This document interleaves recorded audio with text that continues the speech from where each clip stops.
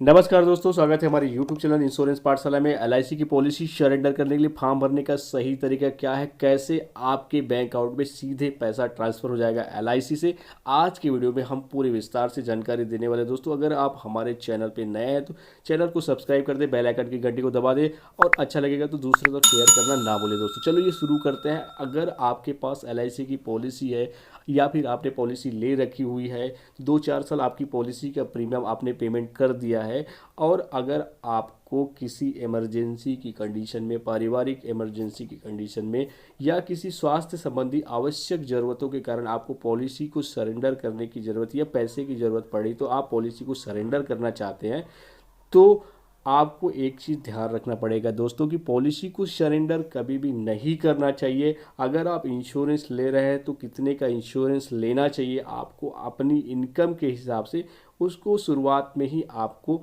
तय करना होता है, ताकि आने वाले फ्यूचर में उस प्रीमियम को आप पटा सकें।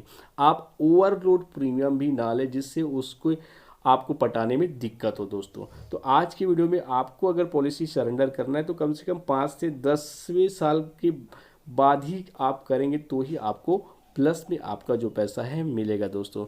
वरना बहुत सारे डिडक्शंस हो जाते हैं जिसके कारण जो आपका अमाउंट है वो माइनस हो जाता है। तो आप जब पॉलिसी सरेंडर करने का सोच रहे हैं तो पहले सरेंडर कोटेशन एलआईसी की किसी भी ब्रांच से जरूर निकलवाएं, ताकि आपने कितना पेमेंट कर दिया और आपको सरेंडर करने मिल रहा है ये पता चल सके।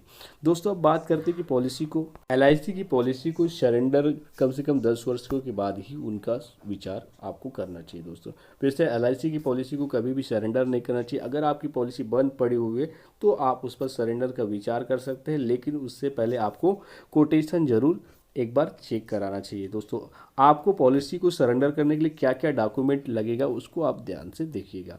सबसे पहले आपको एक ओरिजिनल पॉलिसी बॉन्ड लगेगा जो A4 साइज का आपके घरों में आता है, और उसके बाद आपको लगेगा पॉलिसी होल्डर की पैन कार्ड की कॉपी, आधार कार्ड की कॉपी और बैंक की पासबुक की कॉपी। अगर आप बैंक की पासबुक की कॉपी लगा रहे हैं तो वहाँ पर उसका ओरिजिनल भी आपको लेके जाना पड़ेगा, ताकि एलआईसी ब्रांच में उसका वेरिफिकेशन हो सके और वो अधिकारी अटेस्टेड करके आगे भेजते हैं, जिससे आपका क्लेम सेटलमेंट जल्दी से हो जाता है। तीसरी बात और ध्यान रखना है, आपको पूर्ण रूप से सही तरीके से सरेंडर फॉर्म को भरना है। दोस्तों आप सरेंडर फॉर्म को कैसे भरना है यहाँ पर हमारे स्क्रीन पर आप देख सकते हैं किस तरह से आपको फॉर्म इस तरह से मिलता है। दोस्तों एलआईसी की ब्रांच से, ऑफिस से उसको आपको भरना है। आपको ध्यान में रखना है कि ये सरेंडर के फॉर्म के लिए फ्रंट पेज आजकल नया प्रचलन में आया हुआ है, इससे पहले इसकी ज़रूरत नहीं पड़ता था। एक एप्लीकेशन फॉर्म लिख कर आपको यहाँ पर देना होता था और उसके बाद आपकी सरेंडर हो जाता था। यहाँ पर एक क्वेश्चनायर टाइप का एक पूछा गया है जिसमें आपको पॉलिसी नंबर, आपका नाम और यहाँ पर और भी चीज़ें हाँ ना में जवाब देना आपको पॉलिसी की ज़रूरत, पैसे की ज़रूरत कब है और उसका वैल्यू कितना बन रहा है, ये सारी चीज़ें जानकारी यहाँ पर भर देना है। दोस्तों इसके बाद उसकी सारी जानकारी भरने के बाद आपको क्या करना है, एक आपको फॉर्म आएगा। इस फॉर्म में आपको ध्यान में रखना है कि यहाँ पर आपको पॉलिसी का नंबर और कितने का सम एश्योर्ड था, अपने पॉलिसी होल्डर का नाम, ये सारी चीज़ों, पॉलिसी कौन सी डेट में जारी हुआ है, पॉलिसी जारी होने की तिथि, ये सारी चीज़ों को आपको भरना है। यहाँ पर जो कार्यालय उपयोग हेतु लिखा हुआ है मैंने, उसको वहाँ पर आपको कुछ भी नहीं भरना है। इसके नीचे में जस्ट आपको बैंक की जानकारी भरनी है, बैंक की पूरी डिटेल, बैंक का खाता क्रमांक, बैंक का नाम, बैंक की ब्रांच कहाँ पर है और उसकी आईएफएससी कोड, ये सारी चीज़ें आपको भर देनी है। दोस्तों उसके नीचे में आप किसी एजेंट या फिर कोई भी गेजेटेड ऑफिसर से यहाँ पर एक वो करवा सकते हैं, साक्षी के रूप में, विटनेस के रूप में सिग्नेचर। ज़्यादातर हम लोग एलआईसी एजेंट का वहाँ पर सील एंड साइन लगाते हैं। और उसके बाजू में एक रेवेन्यू टिकट, 1 रुपये का लाल कलर का जो रेवेन्यू टिकट आता है, जो मार्केट में 5 रुपये में बिकता है, उसको वहाँ पर आपको लगा देना है। उसके ऊपर में आपको क्रॉस साइन करना है। आपको पहले 1 रुपये का रेवेन्यू टिकट को वहाँ पर चिपकाना है, उसके बाद उसके ऊपर क्रॉस साइन करना है और उसके नीचे में एक और मैंने एरो का निशान करके टिक लगा दिया हुआ है, वहाँ पर भी आपको एक सिग्नेचर कर देना है। दोस्तों तो इस तरह से ये जो फॉर्म है आपका फिलअप हो जाता है। इससे पहले वाला जो पेज को भी भरना है, इस पेज को भी भरना है, और एक आपको भरना है एनईएफटी का फॉर्म, जिससे बैंक की पूरी जानकारी होता है।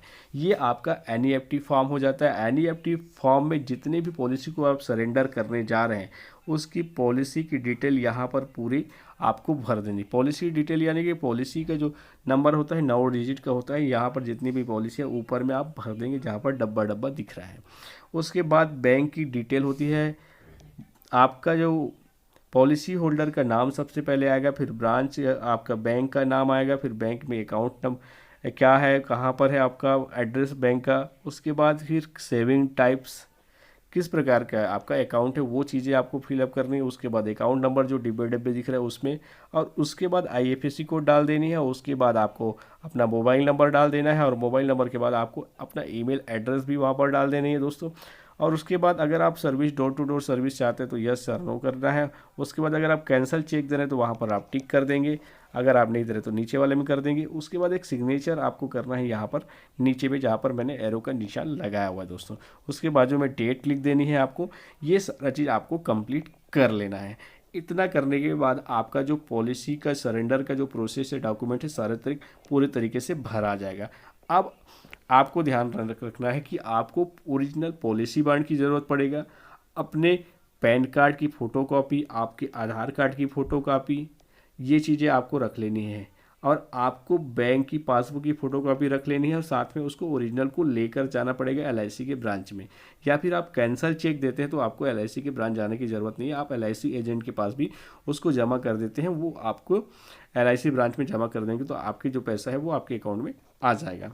तो इस तरह से ये सारा फॉर्म आपको भरना है दोस्तों।